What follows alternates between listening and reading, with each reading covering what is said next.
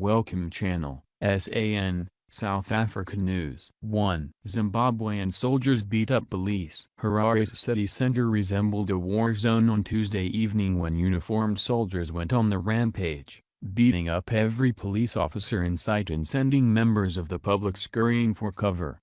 The soldiers, wielding sjambocks, batons and sticks, stormed Robert Mugabe Road, one of the busiest streets in the central business district, and attacked police officers in unprecedented scenes which left onlookers dazed. Policemen who ran away and sought shelter at Harare Central Police Station were not spared the beatings as the soldiers pursued them and thrashed them inside the police camp.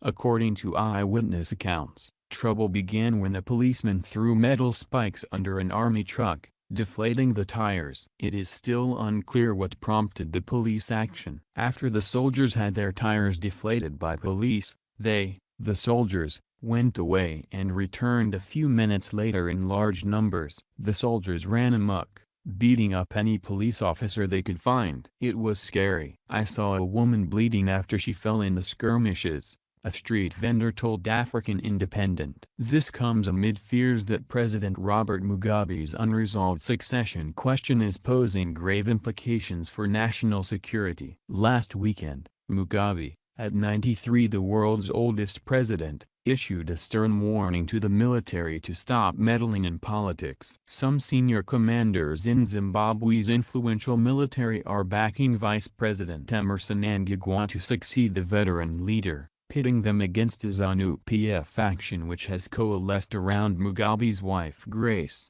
which is rooting for Defense Minister Cindy Sekrumei to take over. Top police commanders are associated with Grace's faction. An undisclosed number of civilians were injured in the crossfire while street vendors lost their wares in the skirmishes. Sakai Holland, a former minister of national healing who witnessed the fierce clashes between soldiers and police, said she was shocked by the violence.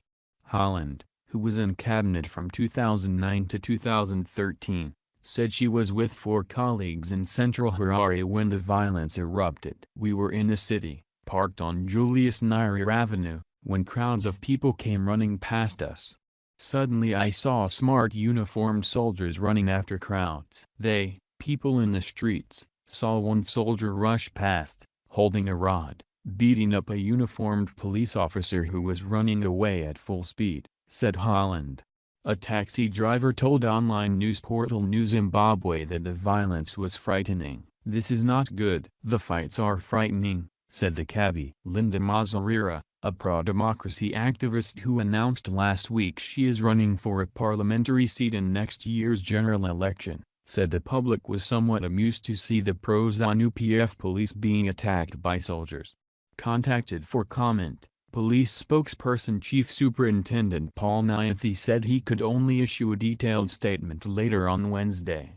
Thank for watching. Please, subscribe and share. See you again. SAN, South Africa News.